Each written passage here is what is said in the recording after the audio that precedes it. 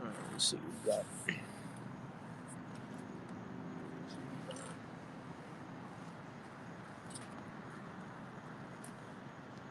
Good. All right, Shalom. Shalom, we're brothers from the GMS Atlanta Church, Brother Kashakwala, Brother Rock. All right, first and foremost, I want to give all glory, honor, and praises to Yahweh, Ba'ashem, Yahushai, Ba'ashem, Kakadash. Double honors to the apostles and elders, great millstone, we rule and teach well. Peace, love, salutation to the elect 144 first fruit. Me and this brother, we're going to go through an overview, not a breakdown of the book of Malachi. So just, pretty much the overview is a synopsis of the chapter. And then, of course, information that we give, precepts, you can further look into. So without further ado, we're going to go ahead and start off with Malachi chapter 1. You got it, brother. This is Malachi chapter 1, verse 1. It says, the burden of the word of the Lord to Israel by Malachi. Verse 2, I have loved you, saith the Lord. Yet ye say, wherein hast thou loved us?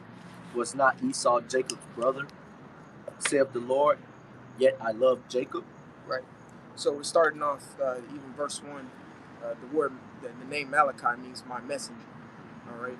So this is a message coming from the prophet Malachi, and they call like the book of Malachi, Zechariah, Hosea, Zephaniah, like the you said what? Minor. Yeah, like the minor prophets. And you got like the Jeremiah, Isaiah, the major. They're all major. Right. All right. You can't tell me the book ain't Obadiah don't hold no weight. Right. Heavy. Right. They ain't no minor prophecy. Exactly. Everything that they speak of is major, but this is quote unquote considered one of those minor prophetic books. And this is a message from Malachi, which was given from the word of the Lord. You can chime in. And also Malachi was during the time of like 400 some odd BC, that time frame. All right, you got it, baby. Verse 3, it says, and I hated Esau and laid his mountains and his heritage waste. Reread verse 2. This is Malachi 1 and 2. I have loved you, saith the Lord. Right. Yet ye say, wherein hast thou loved us? Was not Esau Jacob's brother, saith the Lord? Yet I love Jacob. Right. So he's speaking to a particular, in this case, since we got some understanding people, all right? The Lord is literally telling Israel that he loves y'all, all right? You ever see us on the highways and byways, we usually say Jake. We say Jake a lot. Jake is short for Jacob. We all know when we read the book of Genesis, a man named Jacob wrestled with an angel, and in turn, after the aftermath of it, his name was changed to Israel. All right, so the Lord deals with Israel. Okay, that's right. I'm gonna get a quick precept. You can say. And yeah, that's another cut too to people that say that the kingdom of heaven or the Lord doesn't have a particular chosen line of people that he deals with exclusively, if you will. Okay, there are countless amount of precepts that use possessive pronouns when it comes to describing Israel. My people, his people, and this is just another, precept that goes to show that the Lord deals exclusively with the nation of Israel. And he does, the Lord is not all love, right, too. Right. Even towards 2/3 of his own people, man. That's right. Well, really,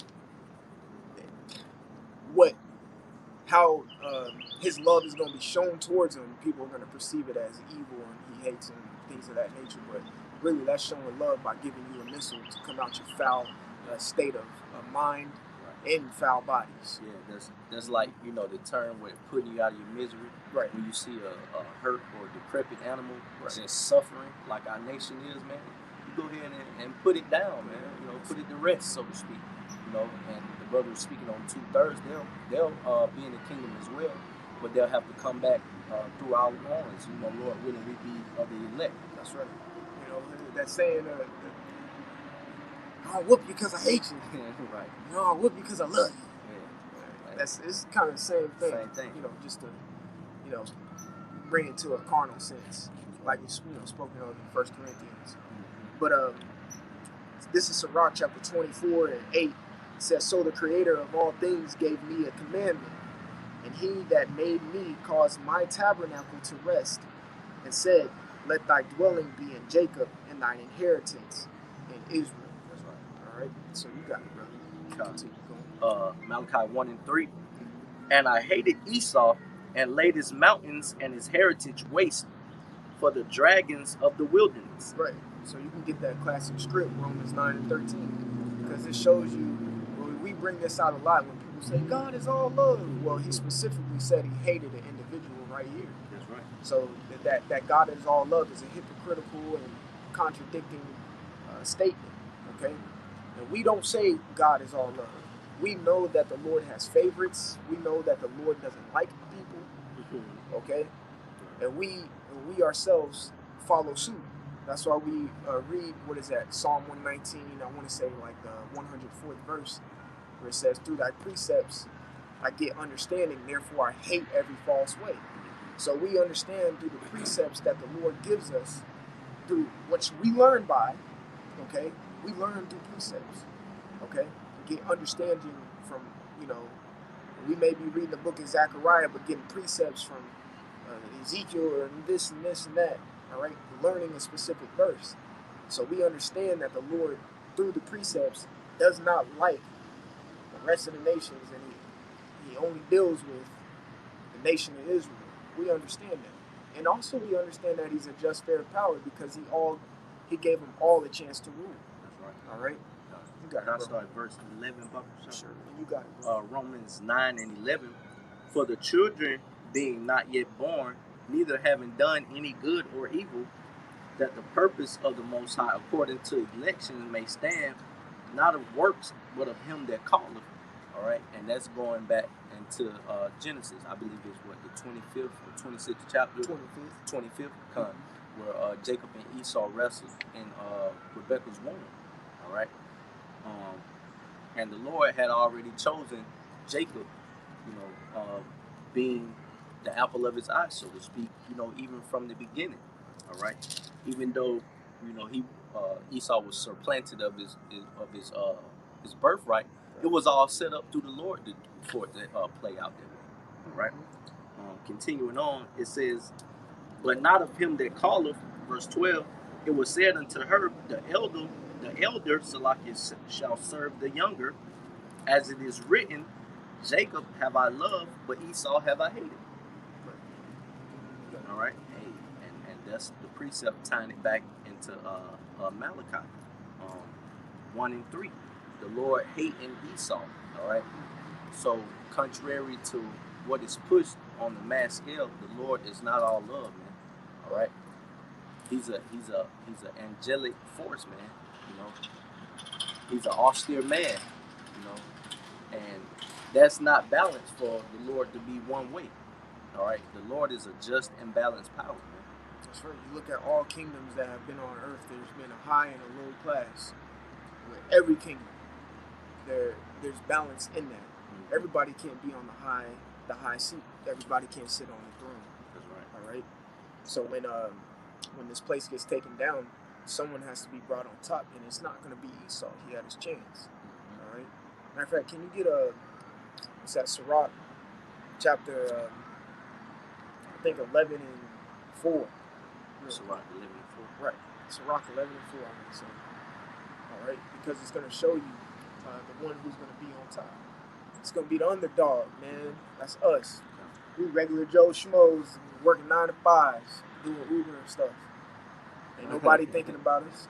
Go ahead, brother. This is Ecclesiasticus, or Sirach 11 and verse 4. It says, boast not of thy clothing. So I can go to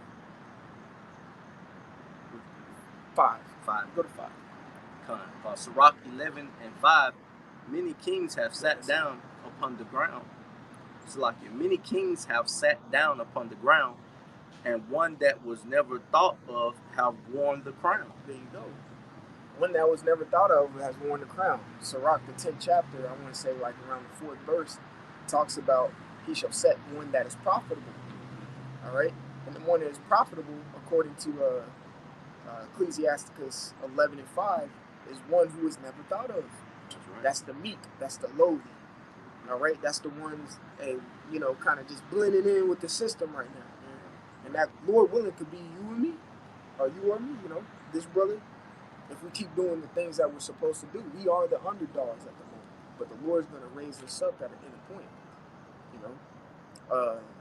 I'm going to get a precept real quick because the script said in verse 3, and laid his mountains and his heritage waste for the dragons of the wilderness. This is Ezekiel chapter 35. I'll start at 5. I'm going to read swiftly. Because thou hast had a perpetual hatred and hast shed the blood of the children of Israel by the force of the sword in the time of their calamity, in the time that their iniquity had an end. Therefore, as I live, saith the Lord, therefore as I live, Lord don't. The Lord is all power. He, you know, as I chuckle at that, because you know you can see the Lord's humor sometimes. He says, as I live, saith the Lord power, I will prepare thee unto the blood, and blood shall pursue thee. Saith, sitteth thou, hast not hated blood, even blood shall pursue thee. Right. I think there's a word, if I'm pronouncing it correctly. It's either, I think it's sanguineous or sanguineous or something like that. And it means bloodthirsty or red. Okay. That's the primary adjective to describe Esau, okay? Because he's always loved blood. He's always had a taste for blood, all the way back to the book of Genesis, okay? He's always been on the hunt. He's always, even he said it after Isaac. After Isaac blessed Jacob, he said, once my father goes away, Salaki, he said, once my father passes on, I will, you know, pretty much pursue Jacob to kill him. Okay, that goes all the way back to Cain. Am I my brother's keeper? Right. Because the earth cried for the blood that was shed. Therefore, blood has been pursuing you all the way back to Genesis, the 4th chapter. Okay, so to continue, it says, verse 7, thus will I make Mount Seir most desolate. Right, Mount Seir, I think the word seir in the Hebrew is sha'ar, if I'm not mistaken, and it means hair. All right, and it means, it means hair. And it says, and cut off from it him that passeth out, and him that returneth. And I will fill his mountains with his slain men. Now we understand with the mountains in verse 3, his enterprise, his, you know, his government, okay? His power seat. He's going to bring that down and lay it waste. Exactly. It says, with the slain men in thy hills and in thy valleys, and all thy rivers shall they fall that are slain with the sword. I will make thee a perpetual desolation, and thy cities shall not return, and ye shall know that I am the Lord. Right. That goes back to Psalm 9:20, where it says, let them know that they are just but men. And that's what the Lord is going to do to this pasty individual who's sitting in the rulership seat right now.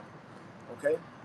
And also that's a prophecy to how this place is going to be a memorial after thermonuclear missiles come and hit this place. All right? It ain't no coming back after that. You know? You got it, bro. I had a quick precept. Probably should have grabbed it before you brought that out. Oh, okay. This is Wisdom of Solomon, chapter 5, and I'll start at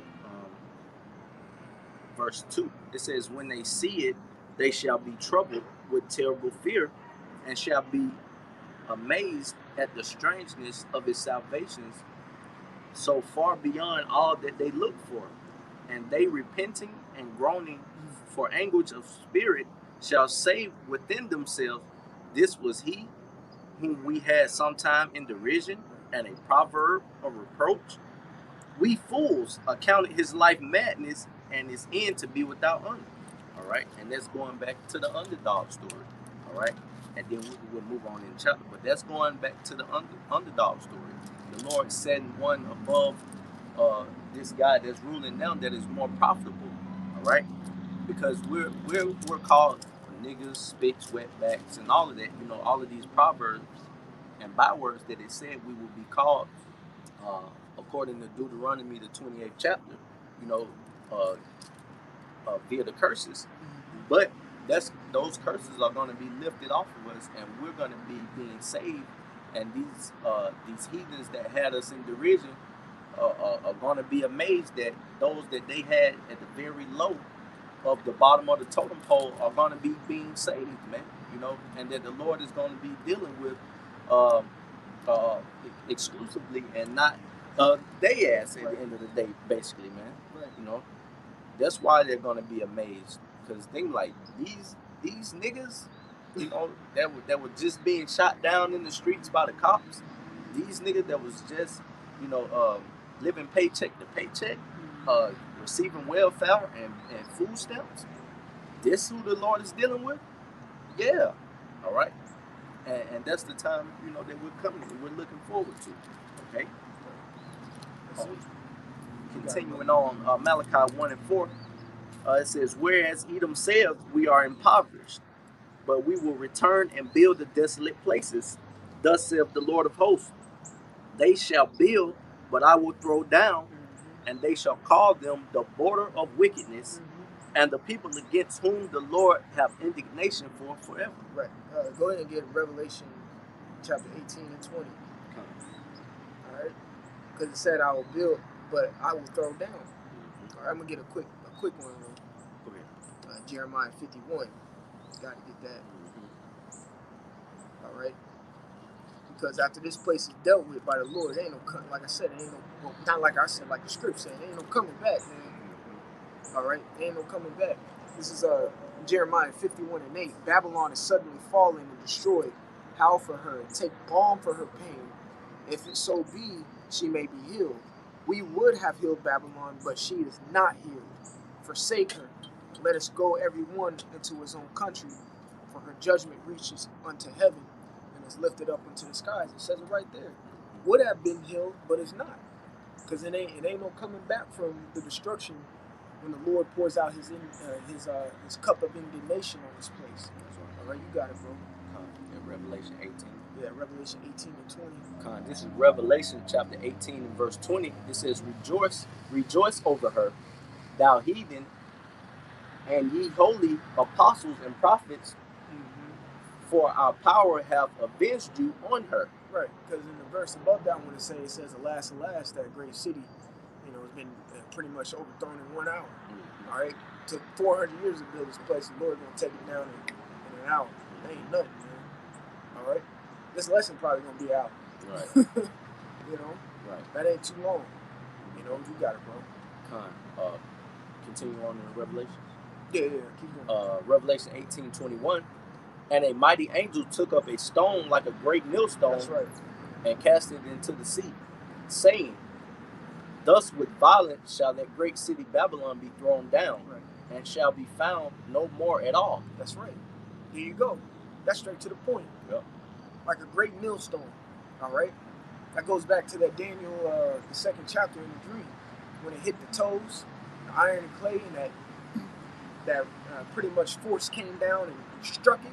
That force is Yahweh Shai, man. And then, can you read verse 21 again? Because that's straight to the point, showing that this place ain't going to come back once it's hit. Revelation 18:21. And a mighty angel took up a stone like a great millstone and cast it into the sea, saying, thus with violence shall the great city Babylon be thrown down, right, and shall be found no more at all. That's right. No more at all. It says, thus with violence. Why does it have to be taken down with violence? We just read it in Ezekiel, the 35th chapter.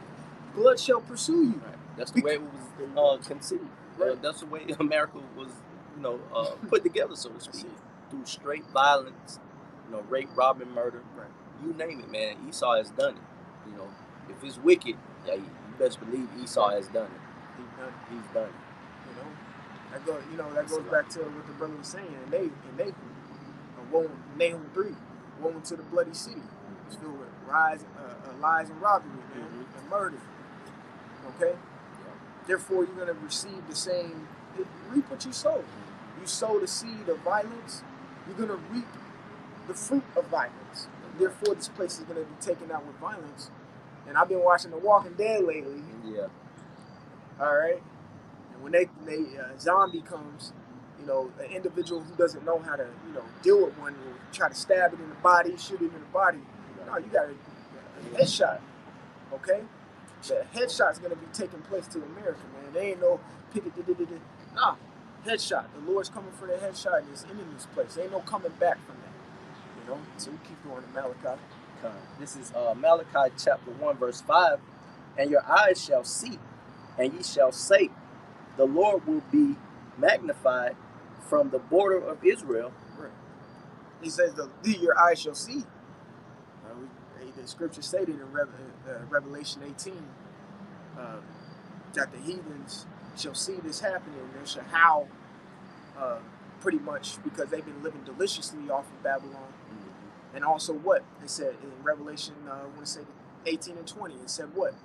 That the prophets and the apostles rejoice. Why are the apostles and prophets going to rejoice? Because they're going to see the destruction of it. Also, it says in the book of Revelation, the first chapter, that every eye shall see when Yahweh shall come back, including that destruction that's going to take place. And yes, it may be broadcast. It may be broadcast. Okay? You got it, bro. Malachi 1 and 6. A son honoreth his father, right, and a servant his master. Right. If then I be a father, where is mine honor? So now we're getting into a point to where Malachi, when you go into, he's kind of speaking to, he is directly speaking to the priests, pretty much the Levitical priesthood of Israel. All right, now we're in the times that we are in. What's that? Get Revelation 5 and 10, I want to say. All right, but now that we're in the state that we're in now, this is speaking towards all of us, man. Okay. Malachi was sending a message, man, that he got from the word of the Lord, according to the first verse, to the Levitical priesthood. Okay, you got it. Yeah.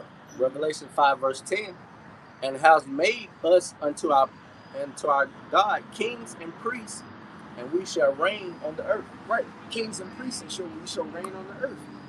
So when you read this, man, hey, look, our nation is kind of not. I keep saying kind of, but no, our nation is jacked up right now. All right, so this right here is talking to the nation of Israel when you read it in these times. But of course, with all these, particular books and prophets like the book of Jeremiah, he was writing letters to the captives in Babylon. But you can apply it to today because it's prophetic. It's the same thing here. He was applying this to the Levitical priesthood because it was going off, man. All the way to today, man. Yeah, especially in the Haitians, man. They're going to fuck off over there. All right? Sacrificing little things, doing rituals, witchcraft and warlock, things of that nature. That's going off. That's offering polluted things unto the Lord. Yeah. And Malachi gonna go into He's gonna go into it. You got it, man. Back in the Malachi. Yeah, you start verse 6. Malachi 1 and 6. A son honoreth his father, and a servant his master. If then I be a father, where is my honor? Right. And if I be a master, where is my fear? Right. Saith the Lord of hosts unto you. O priest that despise my name, and ye say, wherein have we despised thy name? Right. You had a precept? No. Can you get Isaiah 64 and 8? Come. All right. This is going back to if then I be a father, right? And if you have a father, you have a level of respect and reverence towards that man. Okay? If I be a father, it says, where is mine honor? Okay? If I be a master, where is my fear? Okay? You offering this crappy sacrifice to me like you Cain or something, and expect me to bless you? You ain't got no fear. You don't care. And the Lord has an issue with that. You got it, bro. Isaiah 64 and 8. Mm-hmm. But now, O Lord, aren't I, Isaiah 64 and 8.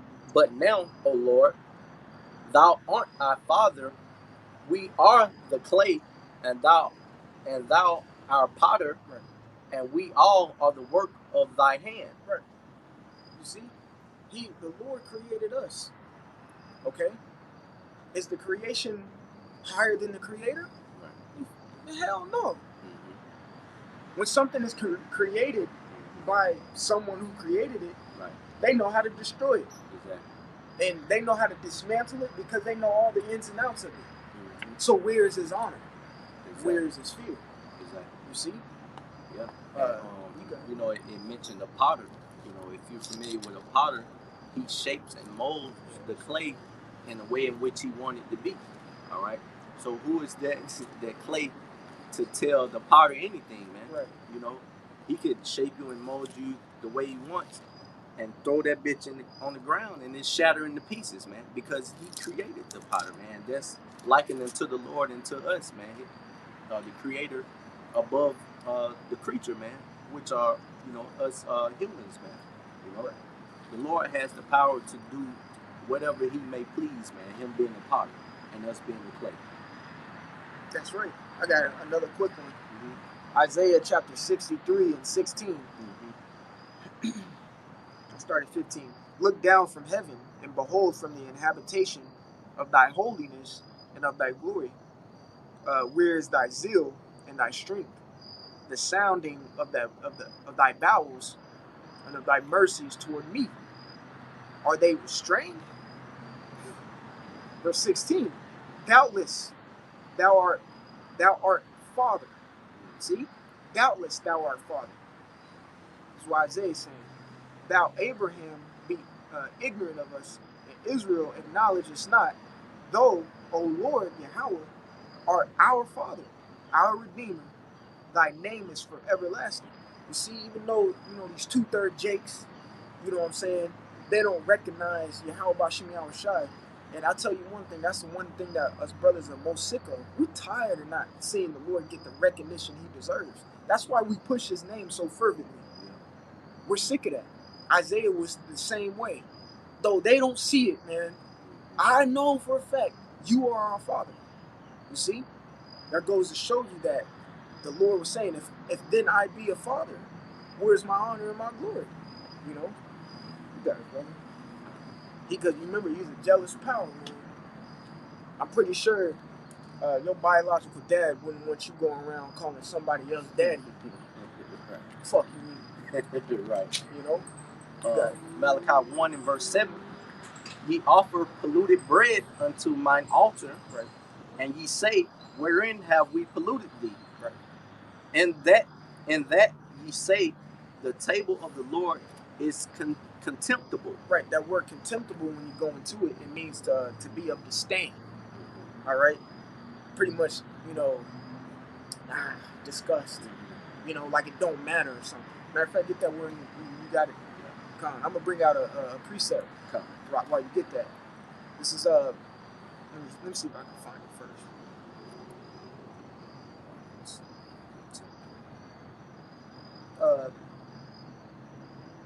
I'm going to get 1 Malachi chapter 1. I'm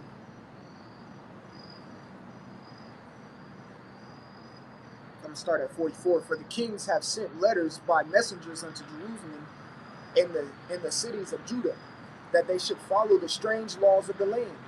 Verse 45. And forbid burnt offerings and sacrifice and drink offerings in the temple, and that they should profane the Sabbaths and festival days, and pollute the sanctuary and holy people, set up altars and groves and chapels of idols, and sacrifice swine's flesh and unclean beasts. And guess what?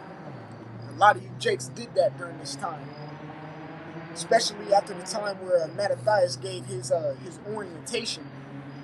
Okay, shoot, his orientation in oblation, because oblation goes into sacrifice. Because the scriptures say in Hebrews, I want to say, I think the 13th chapter, I may be mistaken, but it talks about how the lips of sacrifice, are sacrifice unto the Lord.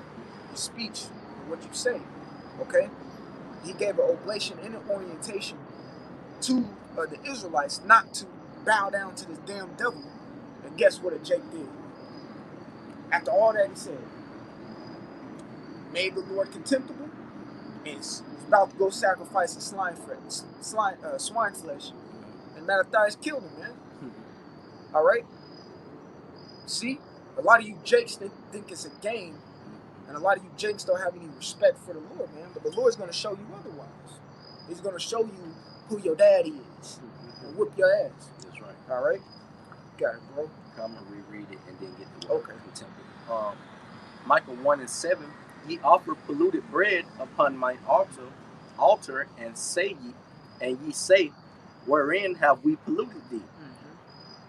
In that ye say, the table of the Lord is contemptible. All right, and I got that word in the blue letter. The Hebrew word is bazah, and it says to despise, hold in contempt, disdain, Despise, man. yeah, Go ahead, brother. to be despicable, to be vile, to be worthless. What? To cause to despise. hey, that's Jake, man. Right. The Lord and what they offering to the Lord is far from, far away from their hearts, man. They're offering a BS to the Lord, man. Basically, Literally dumb. Literally. Here it is. We're going into the Sabbath, and we're practicing or rehearsing the righteous acts. But you got Jake doing all manner of wickedness tonight, man. Right. That's saying that the Lord's table is contemptible. Right. They're not even presenting their bodies as living sacrifices, man, right. as the scriptures command us to. And we know we can't do it 100%, being in captivity. But hey, man, show the Lord you trying. Right. Don't. That's just the Lord. Right. Fuck it. It's contemptible. We under grace. Yeah, we good. Fuck this happening. Basically. Right. Like, nah, man. Put forth the effort, man, and show the Lord that you're trying, that you don't consider his table contemptible, man. Right. You see, your brother, you said put forth the effort, but Jacob, they're a bunch of dirtlegs. All right, meaning lazy and lethargic. A lot of Jakes are like that. Mm-hmm. All right, they don't, saying the look, they look at themselves as contemptible. Right. They don't even love themselves. Let alone, that's the saying. How can you love someone else if you can't even love yourself? Mm-hmm. You got it, bro. Malachi 1:8. Mm-hmm. And if ye offer the blind for sacrifice, is it not evil? And if ye offer the lame and sick, is it not evil? Offer it now unto thy governor. Will he be pleased with thee? Or accept thy persons, saith the Lord of hosts. All right. And the Lord tells you what type of, when we were sacrificing animals, you had to offer, bullocks and goats without spot or blemish, man.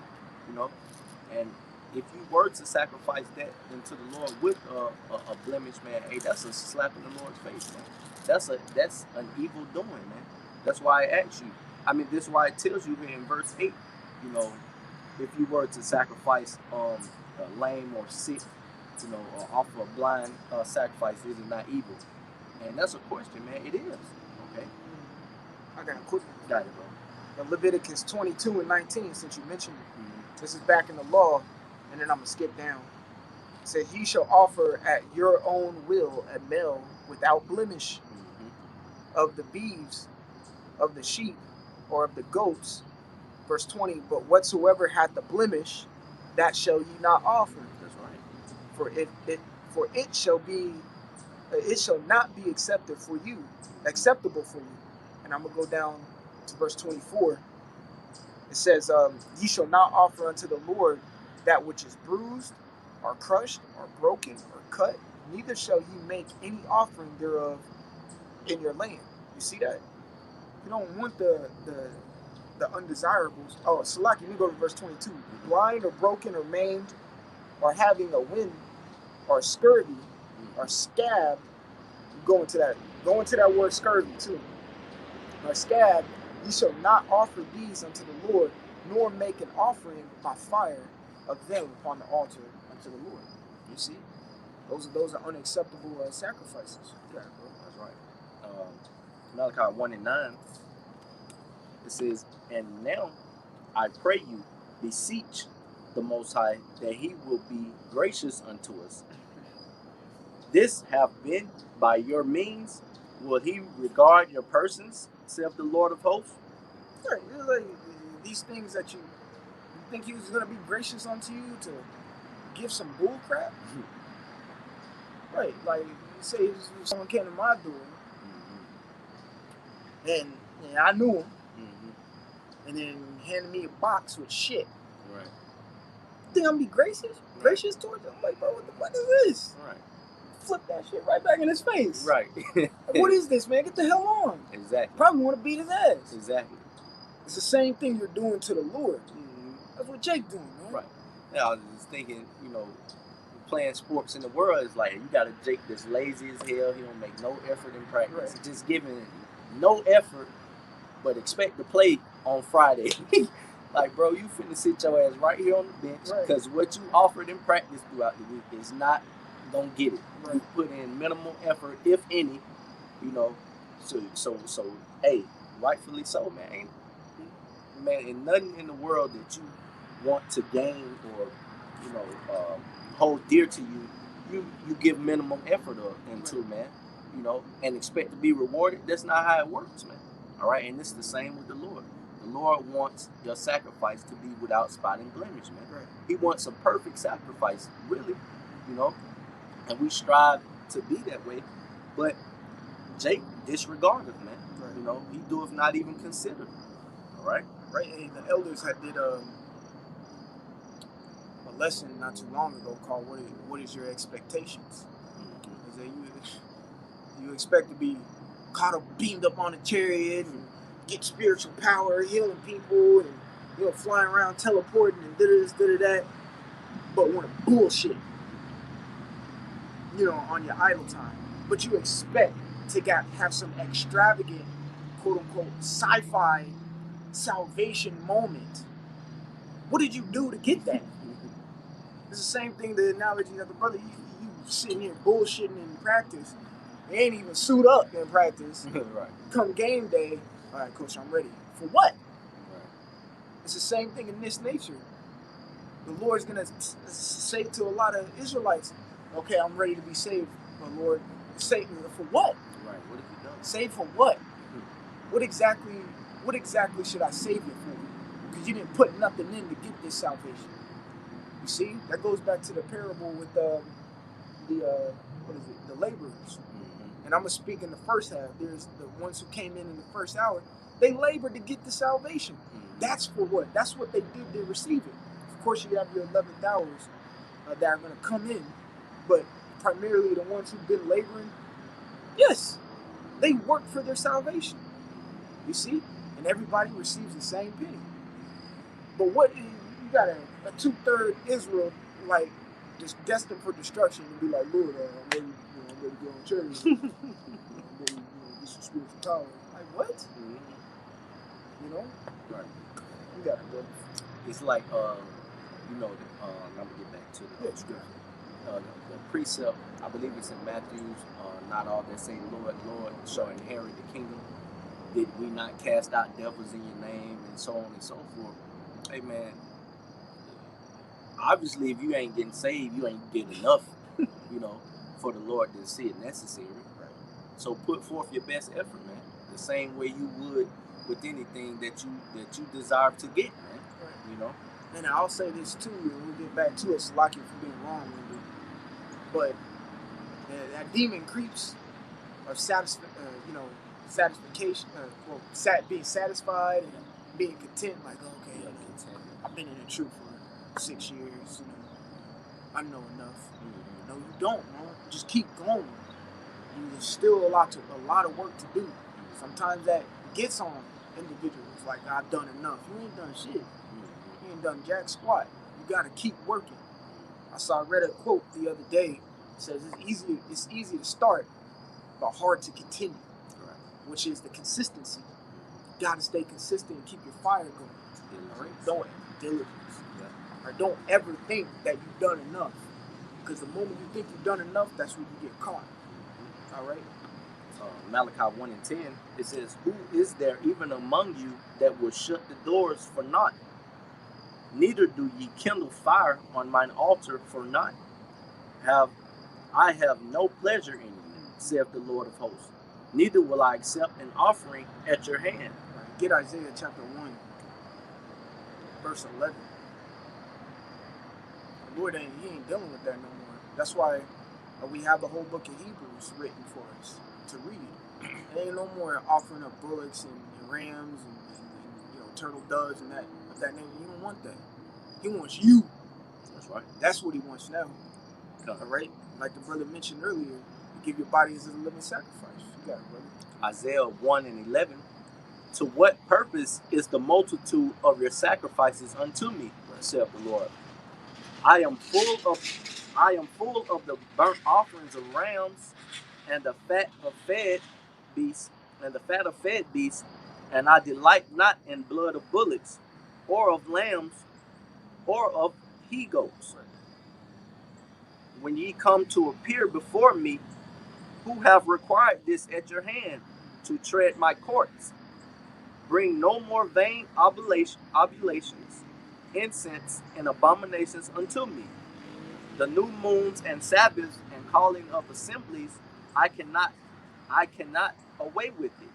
It is iniquity, even the solemn meeting. Continue. No, you can stop right there. So that goes to show you, you consider the Lord contemptible. He considers your sacrifice contemptible, disdain and disgust. Right. You don't want it no more. Right. You don't want that shit. Stop offering. Right. And stop burning them sacrifices, man. Right. You over here burning swine's flesh. That shit stinks. Stink, bro. That shit out of here, man. Right. All right. The Lord gonna come back with the missiles and Febreze this place. Mm-hmm. All right. Because y'all stink and you offering up bull crap to the Lord. That's right. That's a contemptible sacrifice. And he says it's full of iniquity. Mm-hmm. All right. That ain't something that the Lord wants to smell in his. No, I don't want to smell that stink. Right. Like, what the fuck is this? Excuse my, language, but god damn, right. You gotta kind of think about it. Right. When you read the scripts, have the empathy in you. Empathy means put yourself in a situation or feel it out. I feel you. Okay? We go through things in our day-to-day situation and be like, damn, think something fucked up happened to us, and be like, damn. When you think about it, that's what I was doing to the Lord. Exactly. You got a woman to commit adultery on you, you be fucking mad, man, fuck you. Right. And then you come to your senses like, oh shit. I wonder how the Lord feels. I wonder how the Lord. That's exactly how he feels. Right. Oh, now I see. Mm-hmm. You see? All right? Yep. Put it into perspective. Put it into perspective. So what makes you think, like I said, what makes you think you want to get a gift that's full of shit and be happy about it? No. Right. It's the same thing the Lord. Right. You don't get that gift and act like everything's all right. No, man. You give an acceptable gift. That's why the scriptures say what? Bring fruit, meat for repentance. Meat meaning acceptable. That's right. You got it, bro. Malachi 1:11. For from the rising of the sun even unto the going down of the same, my name shall be great among the Gentiles, and in every place incense shall be offered unto my name, and a pure offering, for my name shall be great among the heathen, saith the Lord of hosts. Right, keep going. Verse 12, but ye have profaned it, and that ye say, the table of the Lord is polluted, and the fruit thereof, even his meat, is contemptible. Right. So you see that he's going to bring that word back. Right. And this is speaking towards the Levitical priesthood. And I'm going to get a quick example in the book of Samuel real quick. And then we're going to finish this off. Samuel chapter 1 Samuel chapter 8. I'm going to start at 1. It says, and it came to pass when Samuel was old that he made his sons judges over Israel. Okay? Now, verse 2, now the name of his firstborn was Joel, and the name of the second was Abiah. They were judges in Beersheba. And his sons walked not in his ways, but turned aside after the lucre, and took bribes and perverted judgment. All right?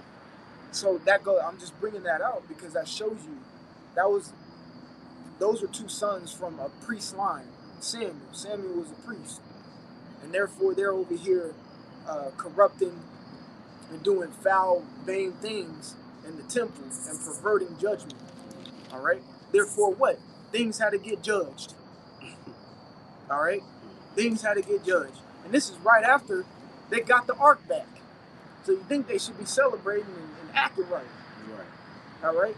But of course, but you had the priesthood during that time go and slap monkey off.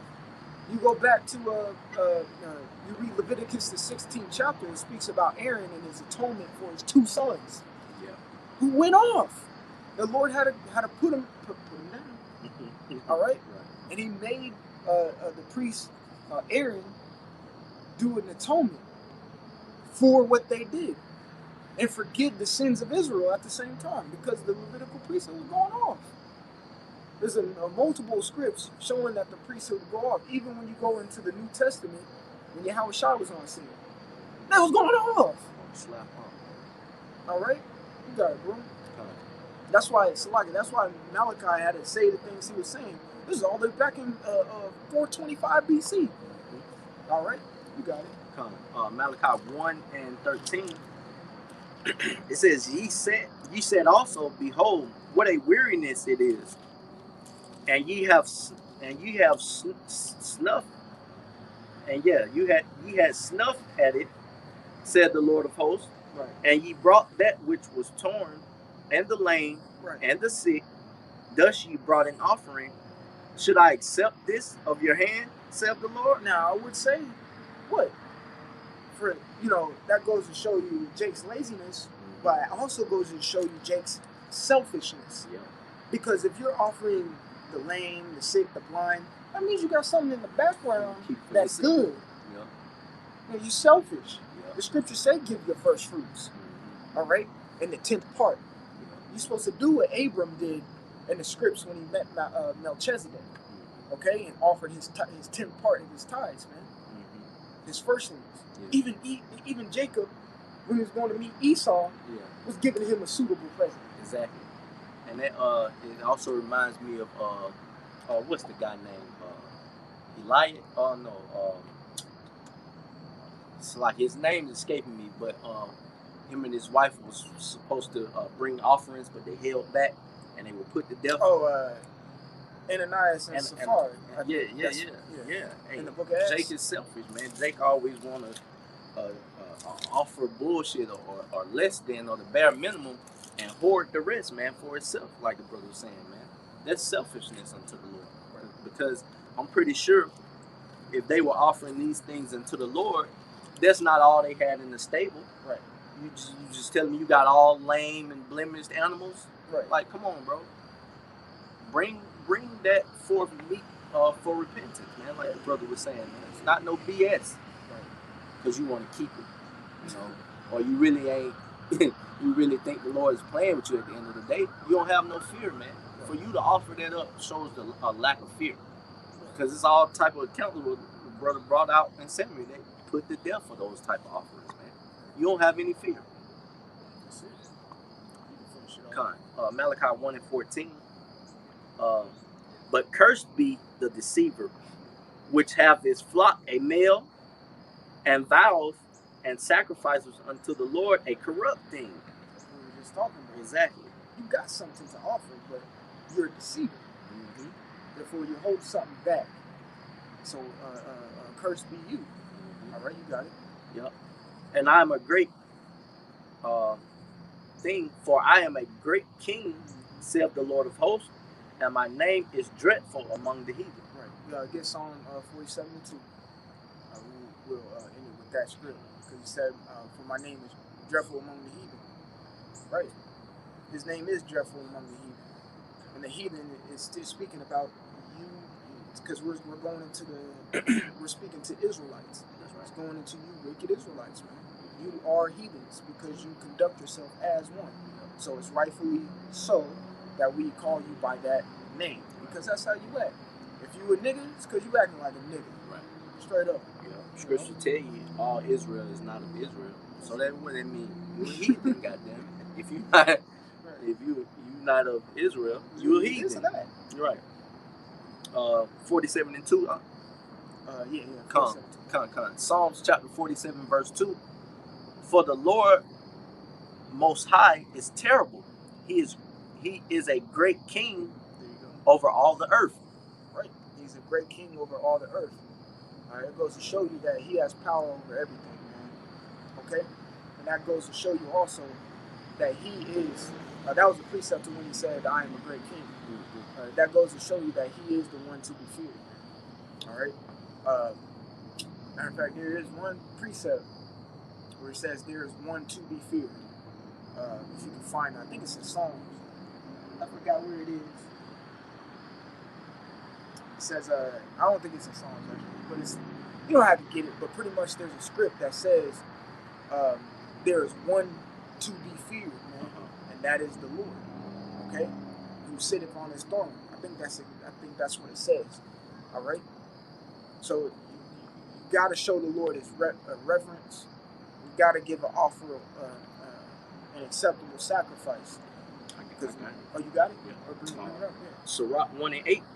There is one wise and greatly to be feared, the Lord sitting upon his throne. Woo.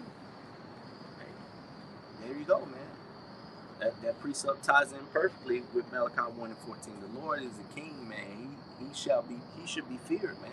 Like we was going into, if you're not offering those that are those things that are which are pleasing unto Yahweh Shai, hey, then that shows a lack of fear, man. Because he is the Almighty, man. You know, if you don't respect Yahweh, why Yahweh Shai, then who do you respect, man? Because that's the king, man. He's the ruler, right? That's it. Hey, man, keep pushing. Yep. Keep fighting. Stay humble too, man. Stay humble and know who your power is. Okay, always have that in. I know that sounds cliche because I know a lot of brothers in the know, already know who the power is. But I'm gonna say this to the ones who don't. His name is Yahweh. That's the ultimate power, and his son's name is Yahweh Shai. Yahweh and Yahweh Shai. Those are the powers to be feared. Those are the powers to praise. All right, and those are the powers to love. And how do you love them? By doing what they ask. If you're a man and know you're an Israelite, you should be out there preaching straight up. Okay? That's all I had to close it up. We want to close it and end it by giving all praise, glory, and honor to Yahweh Ba'ashem, Yahweh Shai, Ba'ashem, Kakodash. We want to give double honors to our elders and apostles at Great Millstone, and peace, safety, and much love to the blessing. Peace and blessing to the occupant across the four corners of the earth that are pushing out this truth and sincerity. Shalom. Shalom.